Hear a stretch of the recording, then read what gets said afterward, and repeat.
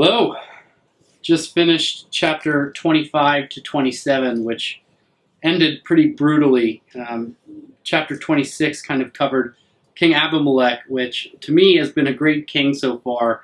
Again, dealing with kind of the hiding of a wife passing as a sister, and Isaac kind of bringing a lot of risk unto his kingdom that he narrowly avoided. And then, of course, the end, chapter 27, was Jacob's stolen blessing, with Jacob really kind of doing something sketchy at the end of his dad's life and stealing Esau, his brother's blessing, kind of hiding his identity, pretending it was Esau, and taking his blessing kind of at the behest of his mother, and then quickly leaving. So we enter chapter 28 with Jacob having just done that, and it seems, I guess, getting ready to leave after that to, I suppose, hide from his brother Esau. So, chapter 28.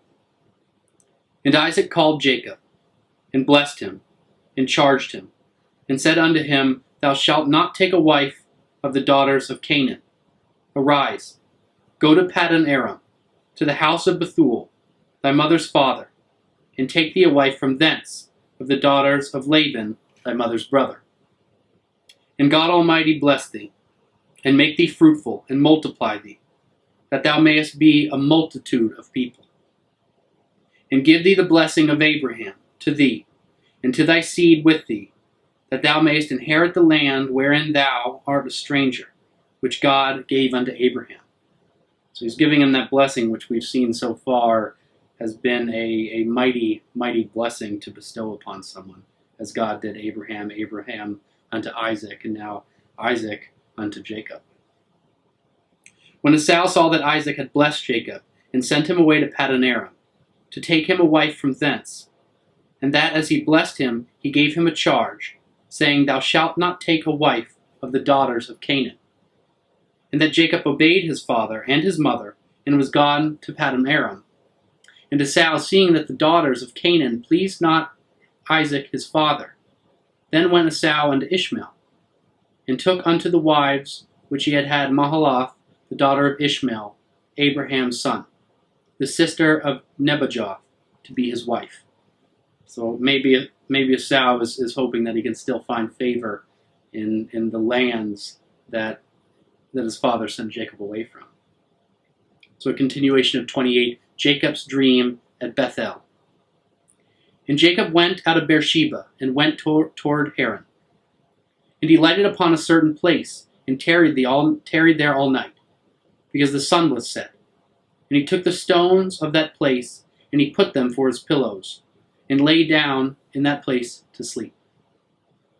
And he dreamed, and behold, a ladder set upon the earth, and the top of it reached to heaven. And behold, the angels of God ascending and descending onto it. And behold, the Lord stood above it, and said, I am the Lord God of Abraham thy father, and the God of Isaac, the land whereon thou liest. To thee will I give it, and to thy seed. And thy seed shall be as the dust of the earth, and thou shalt spread abroad to the west, and to the east, and to the north, and to the south. And in thee and in thy seed shall all the families of the earth be blessed. And, behold, I am with thee, and will keep thee in all places whither thou goest, and will bring thee again into this land. For I will not leave thee, until I have done that which I have spoken to thee of. So God keeping his promise to Jacob, it sounds like, regardless of how he came into the blessing. And Jacob awaked out of his sleep, and he said, Surely the Lord is in this place, and I knew it not. And he was afraid, and said, How dreadful is this place! This is none other but the house of God, and this is the gate of heaven. And Jacob rose up early in the morning, and took the stone that he had put for his pillows, and set it up for a pillar, and poured oil upon the top of it. And he called the name of the place Bethel, but the name of that city was called Luz at the first. And Jacob vowed a vow, saying, If God will be with me, and will keep me in this way that I go, and will give me bread to eat and raiment to put upon. Seems like a good deal. So far, I would be hopefully doing the same. Although I hope I would not have taken that from my brother. So that I come again to my father's house in peace, then shall the Lord be my God. And this stone, which I have set for a pillar, shall be God's house. And of all that thou shalt give me, I will surely give 10th unto thee.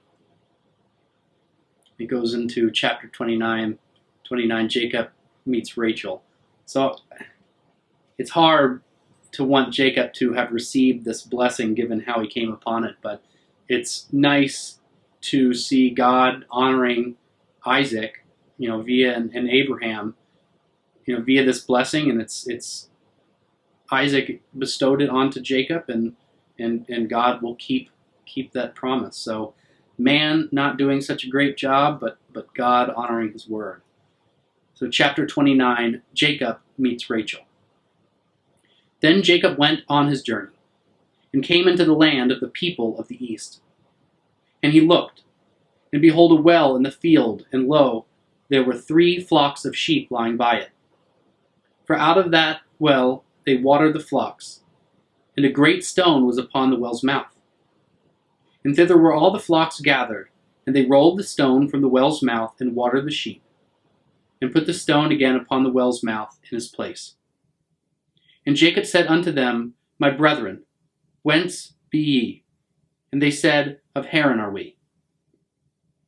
And he said unto them, Know ye Laban the son of Nahor? And they said, We know him. And he said unto them, Is he well? And they said, He is well. And behold, Rachel his daughter cometh with the sheep. And he said, Lo, it is yet high day, neither is it time that the cattle should be gathered together. Water ye the sheep, and go and feed them.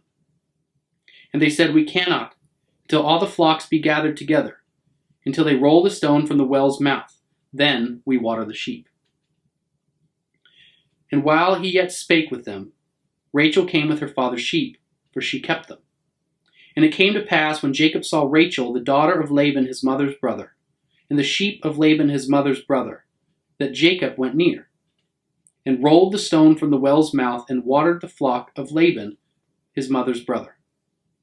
And Jacob kissed Rachel, and lifted up his voice, and wept. And Jacob told Rachel that he was her father's brother, and he was Rebekah's son, and she ran and told her father. And it came to pass, when Laban heard the tidings of Jacob his sister's son, that he ran to meet him, and embraced him, and kissed him. And he brought him to his house. And he told Laban all these things. And Laban said to him, Surely thou art my bone and my flesh. And he abode with him the space of a month. Jacob marries Leah and Rachel. Okay. And Laban said unto Jacob, Because thou art my brother, shouldest thou therefore serve me for naught? Tell me, what shall thy wages be? And Laban had 2 daughters. The name of the elder was Leah, and the name of the younger was Rachel. Leah was tender-eyed, but Rachel was beautiful and well-favored. And Jacob loved Rachel, and said, I will serve thee 7 years for Rachel, thy younger daughter. And Laban said, It is better that I give her to thee, than that I should give her to another man. Abide with me. And Jacob served 7 years for Rachel, and they seemed unto him but a few days, for the love he had to her. And Jacob said unto Laban, Give me my wife, for my days are fulfilled, that I may go unto her. And Laban gathered together all the men of the place and made a feast. And it came to pass in the evening that he took Leah his daughter, and brought him to her, or her to him, and he went in unto her. And Laban gave unto his daughter Leah Zilpah, his maid, for a handmaid.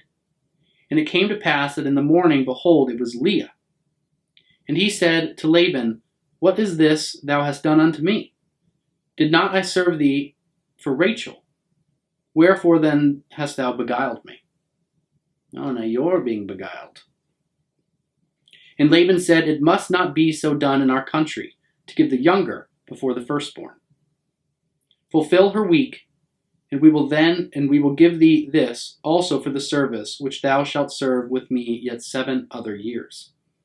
And Jacob did so, and fulfilled her week, and he gave him Rachel his daughter to wife also. And Laban gave to Rachel his daughter Bilhah, his handmaid, to be her maid. And he went in also unto Rachel, and he loved also Rachel more than Leah, and served with him yet 7 other years. So maybe a beguilement for a beguilement.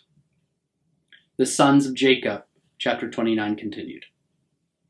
And when the Lord saw that Leah was hated, he opened her womb, but Rachel was barren. So the younger sister is barren, the one he loves. And Leah conceived and bare a son, and she called his name Reuben. For she said, Surely the Lord hath looked upon my affliction. Now therefore my husband will love me. And she conceived again, and bare a son, and said, Because the Lord hath heard that I was hated, he hath therefore given me this son also. And she called his name Simeon. And she conceived again, and bare a son, and said, Now this time will my husband be joined unto me, because I had borne him 3 sons. Therefore his name was called Levi. And she conceived again, and bare a son, and she said, Now I will praise the Lord. Therefore she called his name Judah, and left bearing. Chapter 30. Quite a prolific end to the chapter. And when Rachel saw that she bare Jacob no children, Rachel envied her sister, and said unto Jacob, Give me children, or else I die. And Jacob's anger was kindled against Rachel, and he said, I am in God's stead. Who hath withheld from thee the fruit of the womb? And she said, Behold my maid Bilhah, go unto her, and she shall bear upon my knees, that I may also have children by her. And she gave him Bilhah her handmaid to wife, and Jacob went in unto her. And Bilhah conceived, and bare Jacob a son. And Rachel said, God hath judged me, and hath also heard my voice, and hath given me a son. Therefore called she his name Dan. And Bilhah, Rachel's maid, conceived again, and bare Jacob a second son. And Rachel said, With great wrestlings have I wrestled with my sister, and I have prevailed. And she called his name Naphtali. I think that's the 6th son. When Leah saw that she had left bearing, she took Zilpah her maid, and gave her Jacob to wife. And Zilpah, Leah's maid, bare Jacob a son. So three mothers to all sons. And Zilpah, Leah's maid, bare Jacob a son. And Leah said, A troop cometh. And she called his name Gad. And Zilpah, Leah's maid, bare Jacob a second son. And Leah said, Happy am I, for the daughters will call me blessed.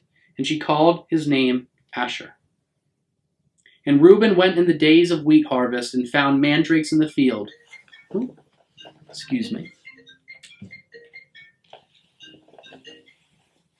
And Reuben went in the days of the wheat harvest, and found mandrakes in the field, and brought them unto his mother Leah. Then Rachel said to Leah, Give me, I pray thee, of thy son's mandrakes. And she said unto her, Is it a small matter that thou hast taken my husband? And wouldest thou take away my son's mandrakes also? And Rachel said, Therefore he shall lie with thee tonight for thy son's mandrakes. And Jacob came out of the field in the evening, and Leah went out to meet him, and said, Thou must come in unto me, for surely I have hired thee with my son's mandrakes. And he lay with her that night. Quite a trade. Jacob seems to be winning in this one.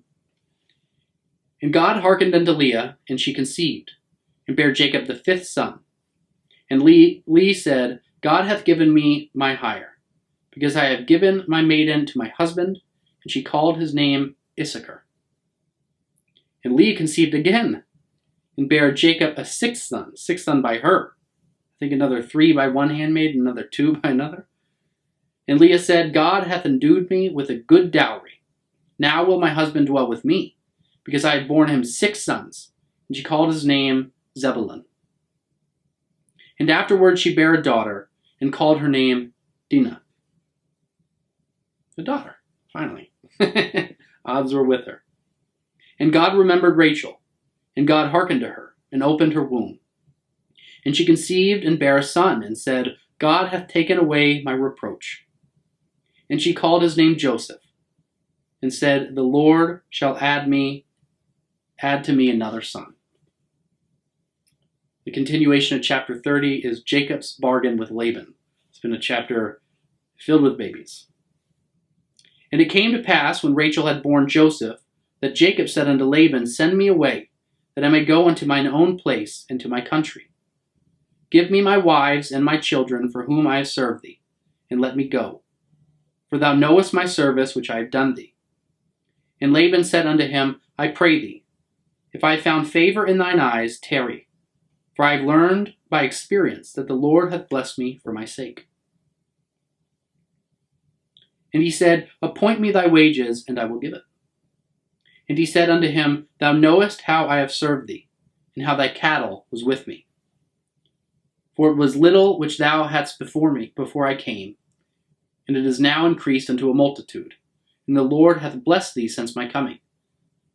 And now when shall I provide for mine own house also? And he said, What shall I give thee? And Jacob said, Thou shalt not give me anything. If thou wilt do this for me, I will again feed and keep thy flock.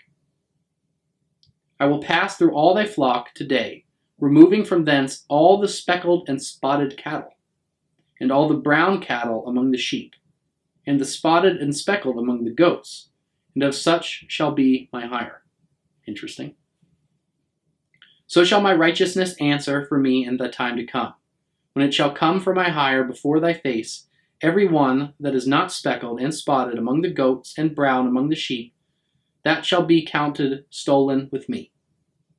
And Laban said, Behold, I would it might be according to thy word. And he removed that day he the goats that were ring-straked and spotted, and all the she-goats that were speckled and spotted, and every one that had some white in it, and all the brown amongst the sheep, and gave them into the hand of his sons. Interesting choice. And he sat 3 days' journey betwixt himself and Jacob fed the rest of Laban's flocks. And Jacob took him rods of green poplar, and of the hazel and the chestnut tree, and the pilled white strakes in them, and made the white appear which was in the rods. And he set the rods which he had pilled before the flocks in the gutters and the watering troughs, when the flocks came to drink, that they should conceive when they came to drink. And the flocks conceived before the rods, and brought forth cattle ring-straked, speckled, and spotted. And Jacob did separate the lambs, and set the faces of the flocks toward the ring-straked, and all the brown in the flocks of Laban. And as he put his own flocks by themselves, and as he put them not unto Laban's cattle. And it came to pass, whensoever the stronger cattle did conceive, that Jacob laid the rods before their eyes of the cattle in the gutters, that they might conceive among the rods.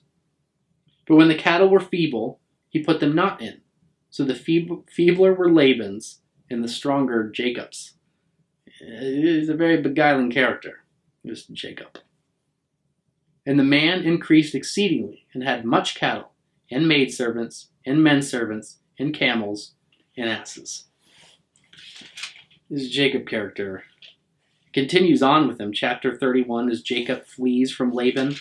Chapter 32, Jacob prepares to meet Esau, his brother. Chapter 33, Jacob and Esau meet. So the next 3 chapters, which we'll return to, are still of Jacob's journey. I hope that a lesson is coming here for him. He's beguiled his father, taken this blessing from Esau, his brother. He then has gone out, gotten his wife, gotten another wife, gotten both the wife's handmaidens, all bear sons. He now has 12 plus sons and 1 daughter. And then after all this, and after receiving so much from Laban, he sounds like tricks Laban into kind of receiving the lesser of the stock of the land in terms of the cattle and the sheep and the different animals. So we'll continue on, see if Jacob gets his due, or see if I'm supposed to learn a lesson from all of this instead. So thank you.